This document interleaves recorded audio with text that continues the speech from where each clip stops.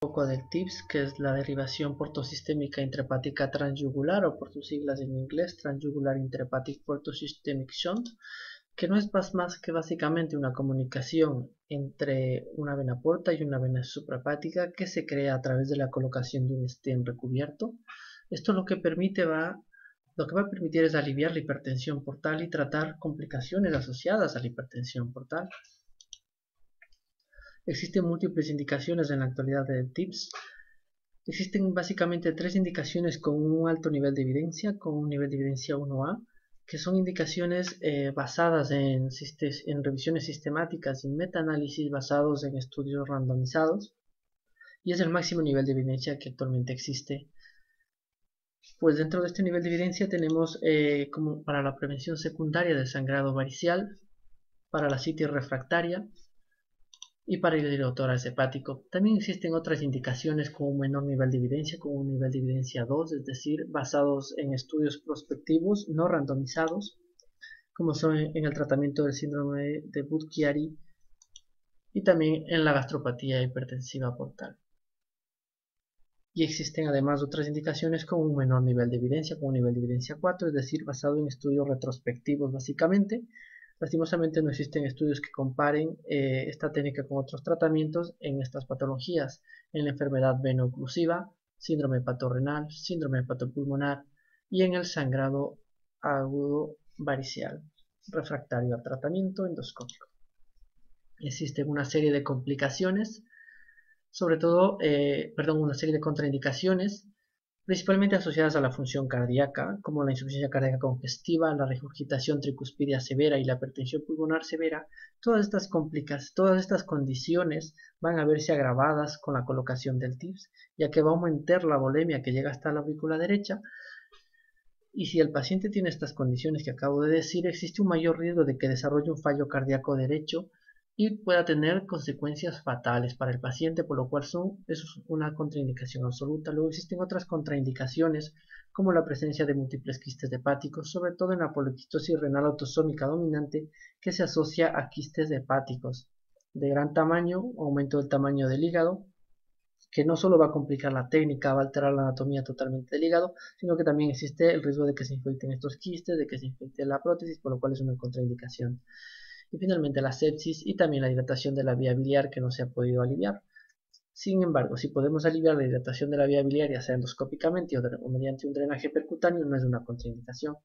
Luego tenemos contraindicaciones relativas, como la presencia de un hepatocarcinoma, sobre todo central, porque nos va a alterar la técnica, puede estar en el trayecto del posible acceso, y también en pacientes que no cumplen los criterios de Milán. En muchos centros se considera un criterio de exclusión que el paciente tenga un hepatocarcinoma que no cumple criterios de Milán para trasplante hepático, ya que el TIPS en muchos pacientes va a permitir aliviar la hipertensión portal y servir como puente hasta que el paciente sea o tenga un donante de hígado y se le pueda realizar un trasplante hepático.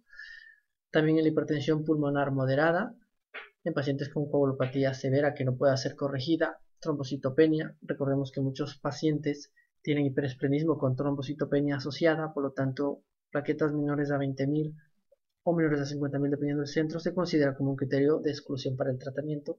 Y finalmente en la encefalopatía hepática de un grado 2 o superior, que normalmente suelen ser pacientes que no solo tienen encefalopatía hepática, sino que suelen ser mayores de 60 años, diabéticos, en hemodiálisis, que todo este tipo de condiciones que acabo de decir, asociadas a un antecedente de encefalopatía hepática de al menos un grado 2, aumenta el riesgo de que el paciente tenga otro episodio de encefalopatía hepática más grave, por lo cual es una contraindicación relativa y se valora según cada paciente el riesgo-beneficio. Las indicaciones, como les había dicho, del TIPS están establecidas. Una de ellas es en el sangrado digestivo alto de origen varicial por varices esofágicas. La Sociedad Europea de Gastroenterología indica en su algoritmo que si el tratamiento endoscópico y médico falla, es decir, si tras la endoscopía el paciente sigue sangrando, se puede utilizar un TIPS de rescate, ya que va a ser mucho más eficaz que la endoscopía para controlar el sangrado, el riesgo de resangrado precoz y el riesgo de resangrado tardío. Y luego en los pacientes en los cuales se ha logrado controlar el sangrado, que son la mayoría, el 85% más, En este grupo de pacientes también se puede colocar un TIP de manera precoz tras la endoscopía en las primeras 72 horas, sobre todo en pacientes que tienen un riesgo alto. Un riesgo alto son los pacientes con un Child C. ¿Por qué son pacientes considerados de riesgo alto? Porque se ha visto que hasta el 42% de pacientes con Child A desarrollan varices gastroesofágicas y los pacientes con Child B o C hasta el 72%.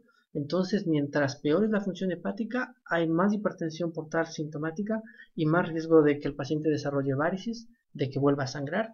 Es decir, son pacientes que en caso de que vuelvan a sangrar, en cada sangrado su riesgo de muerte es del 30%. Por lo tanto, en estos pacientes de alto riesgo sugieren la colocación de un TIPS de manera precoz. Sin embargo, en pacientes Child B de alto riesgo, llámese de alto riesgo pacientes Child B que tienen varices moderadas grandes, que no se colapsan en la insuflación en la endoscopía y una hipertensión portal, digamos, de más de 20 de gradiente. En estos casos de pacientes, a pesar de ser de alto riesgo, no existe evidencia que diga que se van a beneficiar de un TIP precoz. Ahora vamos a ver un poco la evidencia. Bueno, en la prevención secundaria, como les había dicho, ya está establecido. Por ejemplo, aquí tenemos un metaanálisis que incluye 13 estudios randomizados. Y lo que demuestra este metaanálisis es que el TIPS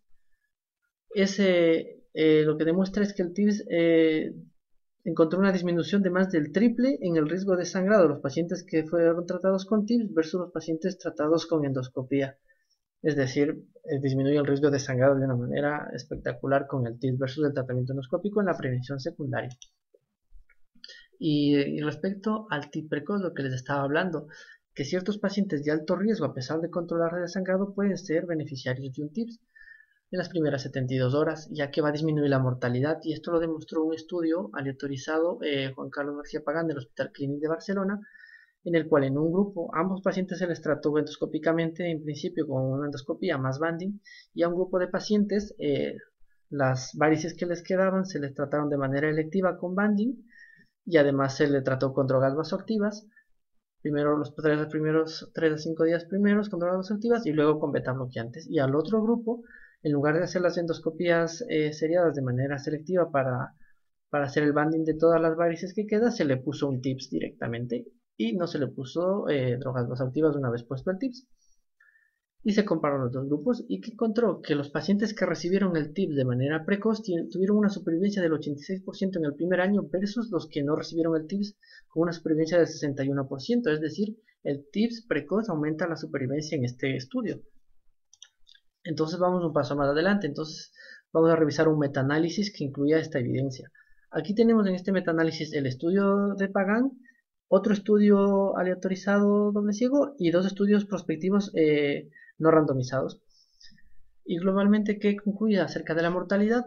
Concluye que si bien la mortalidad disminuye en los pacientes que reciben TIPS, si lo comparamos por subgrupos, por ejemplo los pacientes con Child B, vemos que la mortalidad, si bien hay una tendencia a disminuir en el grupo que recibió el TIPS, no es un resultado estadísticamente significativo, es decir, que no podemos decir que la mortalidad disminuya en pacientes del grupo Child B y en los del grupo Child C tampoco, por lo cual podemos decir hasta el momento que no se ha confirmado que la mortalidad disminuya si colocamos un TIP precoz tras la endoscopía en pacientes de alto riesgo. Lo que sí se demostró en este metaanálisis es que el TIPS es más eficaz que el tratamiento endoscópico en el control del sangrado en fase aguda, en el riesgo de resangrado precoz y tardío, y que no se asoció con índices altos de encefalopatía.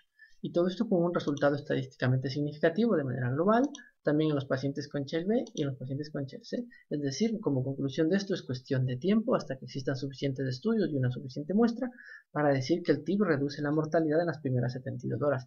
Pero hasta que no haya esos estudios no podemos concluir eso y por tanto no se puede recomendar el TIP de manera rutinaria en las primeras 72 horas en pacientes de alto riesgo. Aquí tenemos un ejemplo, un paciente con Child B con sangrado digestivo por varices esofágicas e hiperesplenismo, en el cual se coloca un TIPS. Además se hace una embolización arterial segmentaria del vaso, con lo cual disminuye el hiperesplenismo, disminuye la trombocitopenia, con el TIPS se controla el sangrado y se controla la hipertensión portal y mejora la situación clínica del paciente. Ahora está en un estadio Child A, no tiene trombocitopenia, no tiene sangrado. Otra pregunta que se plantea es, en los pacientes que se les coloca TIPS, ¿se deben embolizar las varices esofágicas y gástricas? Las varices esofágicas depende del paciente, pero en general muchos expertos tienden a embolizarlas siempre, y las varices gástricas se deben embolizar siempre, porque incluso pueden sangrar a presiones normales. ¿Debemos embolizarlas antes de poner el stent o después de poner el stent? La mayoría de expertos recomienda embolizarlas antes de poner el stent, por dos razones. Primero, porque las varices son de mayor tamaño, están más dilatadas y se rellenan mejor con el pegamento, con el Lugran o el estacril o cualquier cianocrilato que se utilice. Y segundo, porque el flujo es hepatófugo y de esa manera existe menos riesgo de que nos refluya el pegamento a los vasos portales y menos riesgo de embolización de vasos portales. Aquí vemos el TIPS y aquí vemos el molde de pegamento en unas varices esofágicas. En este mismo paciente vemos las varices antes del TIPS y de la embolización y después del TIPS y de la embolización. Respecto a la gastropatía hipertensiva, la Sociedad Europea de Gastroenterología recomienda valorar el TIPS como un tratamiento de rescate en aquellos pacientes que están recibiendo transfusiones sanguíneas y el tratamiento con beta bloqueantes no es eficaz o el paciente no lo tolera. En lo que respecta a las varices gástricas, si bien son menos frecuentes que las varices esofágicas, tienen una mayor morbilidad y una mayor mortalidad. Si por ejemplo en la clasificación de, se me acaba de ir el nombre, si por ejemplo en la clasificación de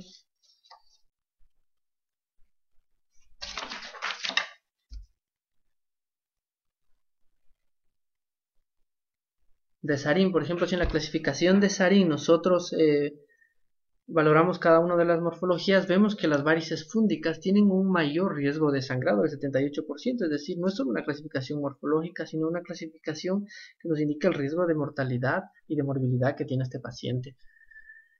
Endoscópicamente, el mejor tratamiento para las varices gástricas se ha visto que es el cianocrilato, que es superior al Bandi. Entonces se hizo un ensayo clínico doble ciego que compara el TIPS con esclerosis con cianocrilatos endoscópica y que se mostró que el TIPS es más efectivo en la prevención de resangrado de las varices gástricas que el tratamiento con cianocrilatos. ¿Qué es lo que recomienda la Sociedad Europea de Gastroenterología? Recomienda valorar el TIPS más embolización de varices gástricas en ciertos pacientes en los cuales el tratamiento endoscópico no ha sido eficaz o existe un resangrado precoz. También indica que se puede valorar el uso de BRTO. El BRTO es una embolización retrógrada con balón, la cual consiste en entrar a través de la vena renal hasta un shunt gastrorenal. En el shunt gastrorenal poner un balón y inyectar un agente esclerosante. Nosotros utilizamos etoxiesclerol. Y con este agente esclerosante logramos esclerosar el complejo de varices gástricas y de esa manera disminuye el riesgo de sangrado de varices gástricas. Además tiene algunas ventajas la BRTO respecto al TIPS, y es que es menos invasivo, que es más barato, que disminuye la encefalopatía hepática del paciente, mejora la función hepática, pero aumenta el riesgo de que aumenten de tamaño las varices esofágicas. Claro, al cerrar el shunt aumenta la hipertensión portal y aumenta el riesgo de las varices esofágicas, pero esto se suele controlar con endoscopías de control seriadas. Y otra opción es la VATO, que es como la BRTO, pero entramos funcionando el hígado hasta una vena portal y a través de ese vaso portal navegamos hasta las varices gástricas y las embolizamos. Y se llama VATO. No existen ensayos clínicos que comparen ni la BRTO ni la VATO con otras técnicas diagnósticas, pero existe una amplia experiencia en el tratamiento de varices gástricas con estas dos técnicas y son dos técnicas baratas, seguras y bastante eficaces en el tratamiento de las varices gástricas cuando el tratamiento endoscópico falla o cuando hay un resangrado precoz, y lo recomienda la Sociedad Europea de Gastroenterología. En lo que respecta a la citis refractaria, primero hay que definir lo que es la citis refractaria. La citis refractaria es aquella ascitis que a pesar del tratamiento médico no es capaz de controlarse, es decir, no responde al tratamiento con diurético o recidiva de manera precoz, y la ascitis recurrente es aquella ascitis que a pesar del tratamiento médico adecuado tiene una recurrencia de más de 3 veces en los últimos 12 meses. Entonces el TIPS se ha demostrado que es superior a la paracentesis más albúmina para controlar la ascitis, si bien se asocia a mayores episodios de encefalopatía hepática, los cuales pueden ser controlados con tratamiento médico. Y luego, si vemos de manera global, si bien existe una tendencia a una menor mortalidad de los pacientes que reciben TIPS versus los que no reciben TIPS para el tratamiento de la citis, No existe clara mejoría en la supervivencia, pero esto incluye pacientes trasplantados. En la práctica, ¿qué pasa? Que muchos pacientes o en muchos sistemas sanitarios, muchos pacientes no son subsidiarios o el sistema sanitario no es capaz de proveerles un trasplante hepático. En la práctica, muchos pacientes no van a tener este trasplante hepático. Y si solo evaluamos los pacientes que no han sido trasplantados, vemos que el TIPS sí aumenta la supervivencia en estos pacientes que no han sido trasplantados. Existen ciertos criterios de exclusión porque hay que ser muy cuidadoso a la hora de seleccionar los pacientes que se van a realizar un TIPS. Estos son los criterios de exclusión. Los criterios de exclusión son predictores de mortalidad. Mientras más altos son los valores, más mortalidad para este paciente. Entonces un Apache mayor a 20 es exclusión, un Child menor a 12, un MEL mayor a 15, pacientes con insuficiencia cardíaca, lo que se había llamado insuficiencia cardíaca, regurgitación tricuspidea severa, hipertensión pulmonar severa, pacientes con encefalopatía hepática, un nivel mayor a 2, sobre todo los pacientes que había dicho que sean mayores de 60 años, diabéticos, en hemodiálisis, tienen mucho riesgo de que empeore la encefalopatía hepática y se tienen que valorar individualmente. Pacientes con hepatocarcinoma que no cumple criterios de Milán o tienen un hepatocarcinoma muy central que nos dificulta la técnica, y los pacientes con poliquistosis hepática. En lo que respecta a los valores de analítica, se prefiere pacientes con un INR menor a 1.8, con bilirrubina menor a 3, pero la bilirrubina menor a 3 no incluye pacientes que tengan hiperbilirubinemia de origen, por ejemplo, hemolítico. En este caso, ese no es un criterio de exclusión. Y luego la creatinina debe ser menor a 2.1, excepto en pacientes con síndrome hepatorrenal, en donde se puede realizar el TIPS a pesar de tener un valor de creatinina superior a este, que recomienda la Sociedad Europea de Gastroenterología. Que el TIPS debe evaluarse en pacientes con ascitis recurrente o refractaria si la paracentesis y el tratamiento médico son ineficaces. ¿Por qué? Porque en la ascitis recurrente mejora la supervivencia y porque en la ascitis refractaria mejora el control de la ascitis. Se recomienda stent de menor diámetro. Nosotros normalmente utilizamos stent de más o menos 8 milímetros inicialmente, y este stent, si es que no conseguimos el gradiente necesario, podremos dilatarlo hasta 10 o hasta 12 sin ningún problema, y si es que el paciente presenta episodios de encefalopatía, se puede reducir el tamaño del stent sin ningún problema. Y recomienda finalmente una selección cuidadosa de los pacientes a los cuales se les va a colocar un TIPS mediante los criterios que anteriormente he dicho. El síndrome de Bucari es otra indicación de TIPS. Normalmente el síndrome de Bucari se define como la trombosis de las venas suprahepáticas. Si esto se produce en fase aguda, en cuestión de semanas, el paciente va a presentar un fallo hepático agudo. Si es que es subaguda y crónica, el paciente va a presentar hipertensión portal y complicaciones secundarias a la hipertensión portal. Por ejemplo, sangrado digestivo por varices esofágicas, gástricas, ascitis, gastropatía hipertensiva, etc. Se ha visto que estos pacientes tienen una mortalidad de hasta el 90% a los 3 años sin tratamiento, pero con tratamiento la mortalidad disminuye y podemos ver que el pronóstico es bastante bueno. Por ejemplo, al primer año el 87% de pacientes está vivo, al segundo año el 82% y al tercer año el 74%. Es decir, son pacientes que la mayoría de veces no son cirróticos y que con el TIS van muy bien, tienen una muy buena supervivencia. ¿En qué consiste el tratamiento? Si estamos en fase aguda, el tratamiento es de anticoagulación. Se puede utilizar dispositivos de fibrinolisis, incluso trombolisis en fase aguda si no hay contraindicación y el paciente no es hepatópata. Y también se pueden utilizar tratamientos como angioplastia en caso de que exista estenosis o para romper un poco el trombo, y colocación de stent dependiendo del resultado tras la angioplastia. Y si todo esto falla, podemos colocar un TIPS, incluso en fase aguda, o un DIPS. Un DIPS es como un TIPS, sino que la diferencia está en que la comunicación se hace entre la vena cava inferior y un ramo portal. Y el último paso en el tratamiento del síndrome de Bucchiari es el trasplante hepático.